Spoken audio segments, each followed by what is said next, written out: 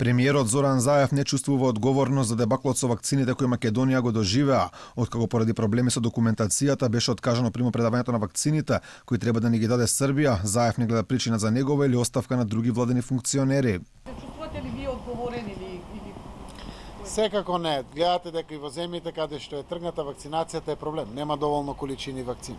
Прво земјите партнери од НАТО и од Европска унија прават се да ни помогнат. И сакам да го потврдам тоа во знак на благодарност, иако нема успех досега во тоа.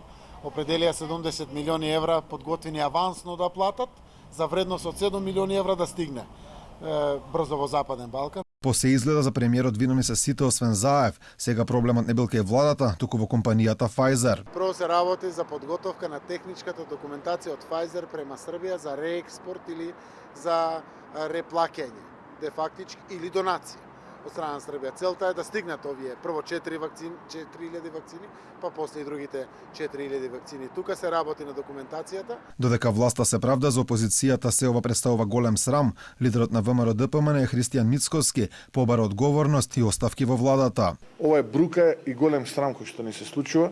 Не само што сме последни, туку и веќе почна мајтап со нас да си играат сите, наместо да седнат и да ги потпишат нивните оставки, тие уште ги гледам се обидуваат да наоѓаат оправдувања преку некои ступидни соопштенија кои што ги леферуваат во јавноста, недостасувале документи, им недостасува памет. По доживеаниот неуспех, власта сега релативизира. Според вице-премиерот за економски прашања Фатмир Битики, спасот немало да биде во вакцините, туку во луѓето. Секако процесот на вакцинација ќе ни даде можност на сите, можеби полесно да дишаме, но спасот нема да е во вакцината. Спасот е во нашата дисциплина и начинот како ќе се однесуваме на редниот период против овој непознат непријател. Македонија во моментов е една од малкуте европски земји кои се уште не добиле ниту една вакцина против COVID-19, иако власта веќе со месеци се фали дека сме биле најподготвени за прием, чување и употреба на вакцините. Освен најави за набавки, конкретен датум кога тие ќе стигнат во земјава нема. Заев сега вели сме почекале да помине кинеската нова година на 18 февруари,